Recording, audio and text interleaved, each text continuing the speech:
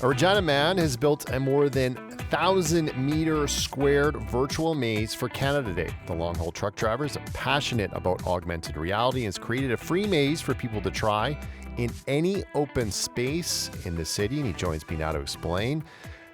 Marc Toews is our guest. Good morning, Marc. Good morning. So, Marc, can you describe this AR maze for us? Sure. Well, basically, I guess if people aren't exactly familiar with augmented reality, it's kind of a lot of people are familiar with virtual reality where you put a headset onto your face, right? But you can't really see very much.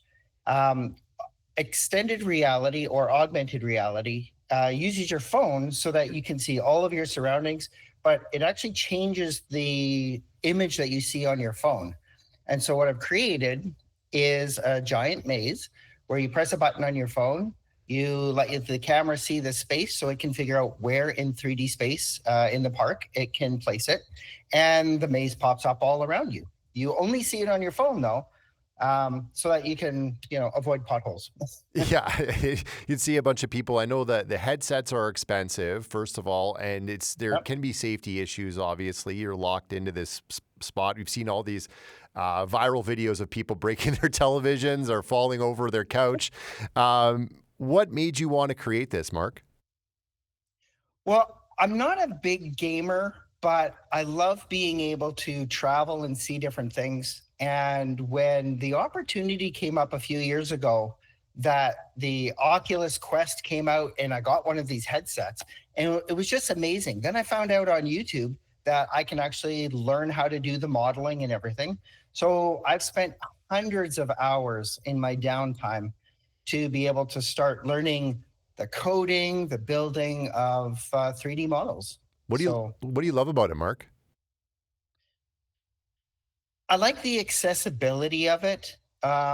These headsets, are pretty expensive. You can go to game rooms and you can play, and they're really fun.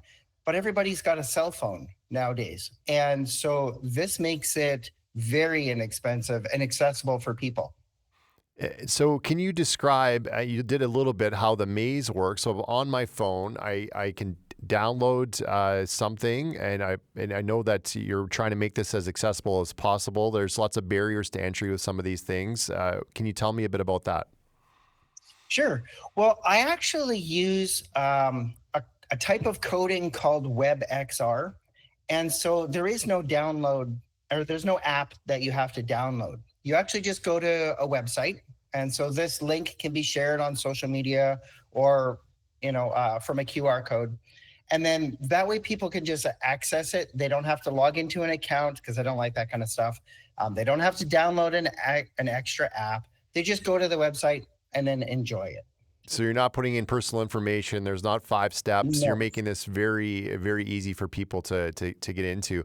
Uh, when you think of AR, I think of people would be familiar. Some people would be familiar with like Pokemon Go and being around and seeing that. That was kind of the first, I guess, introduction to me of your phone being used to put you into this augmented reality space.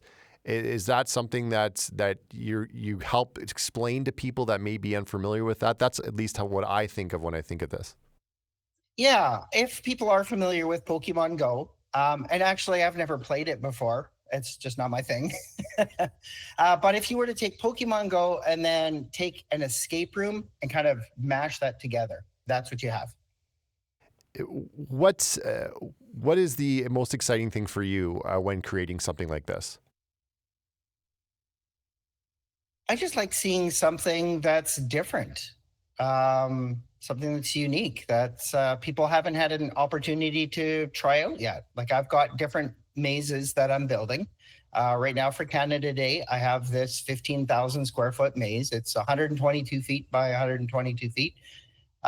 You can explore it, look through it. There's actually sponsored posters in there, so you can take pictures and videos in there. And one of the things that I'm working on is a life-size Titanic to put Wow, in Wascana Lake. I'm amazing. hoping to be able to have that available for August or September. And then, yeah, people will be able to see the Titanic in Wascana Lake, then go to an open space and walk along the deck. Amazing. That's so cool. And I understand that you and I can see each other. Our listeners can't see us, but can you show me maybe an example and I can try and describe it here? Sure. So I'm actually in Seattle right now. My truck's broke down Okay. because I just do this on the road, right? But I had the opportunity to talk to one of the museums here. And so this is one of the postcards that you find in hotels. hmm And with that, I've created an experience where on your cell phone, on here, it's kind of hard to see, I can see it. but Yeah. yeah, there is an orca, 3D orca that's swimming around on top of the card. So you're showing me a brochure that you'd see in a kiosk at a hotel. It's an orca, and Yeah. it's just obviously it's not moving. And Mark's showing me his phone, and the orca is now moving on the screen in a 3D way. So that's a really simple example, I think, Mark, for people to see how that 2D image or your something in your hand can be turned into something AR. We'll give the I Love And this is Regina here, yeah. actually this one here. This is an AR model of the I Heart Regina or I Love Regina logo. hmm And so I have it available on my phone to place anywhere. This is just outside of Seattle. Very cool. Mark, I love learning about this. It's such a cool world and very cool that you're coming up with this and doing it in your spare time. You're self-taught, as you said, and it was something that you got into. And I think a lot of times people are like, oh, this guy must be into gaming. You're saying you're not really into gaming, but this is something that people can do in the real world. Because I think a lot of times one of the criticisms of the gaming is that you're stuck in your house, right? This is something you can Yeah. do and get fresh air, right? Yeah. Yeah. Another thing that I wanted to, I guess, part of the reason I got into this is kids are on their phones all the time, hmm right? I'm in my 50s and I live on my phone, right? I think we all mostly do, right? Doom scrolling. And one of the things I wanted to do is to be able to give people a reason to combine these. The first application that I thought of was for campgrounds, because I remember my kids, they didn't enjoy camping as much. They wanted to be stuck in their books and everything. But this gives the kids an opportunity to be on their phones, exploring different worlds, having fun, and still being active physically.